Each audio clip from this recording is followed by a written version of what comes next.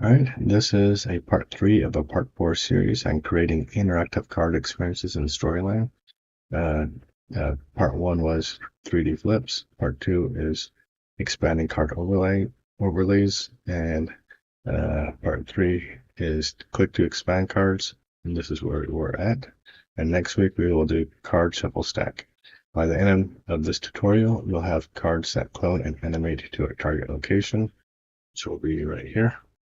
Associated text that syncs with the animation, visited state tracking, and a completion system that reports to Storyline.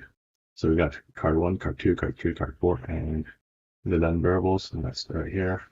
Card 1, 2, 3, 4, and done.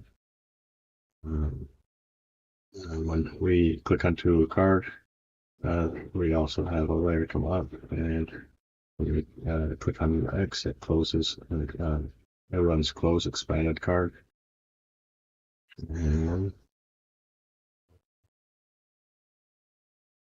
see, when the variable is false, it will be disabled when you come to the side, but once it's true, when we revisit, it will be true. The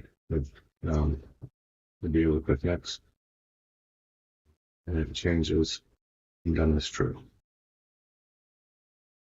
When you click on each one of the pictures, it'll show that option.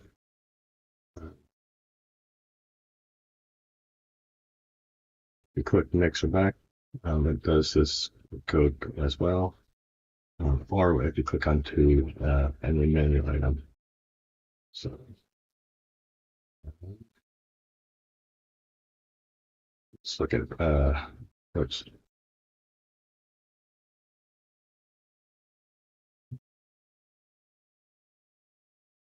Let's preview the scene.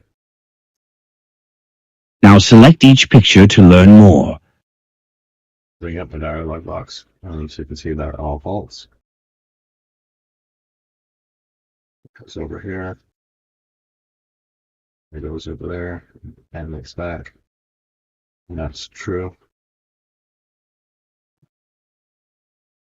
And if I click next or previous, or a menu item, it just goes away. Now select each picture to learn more.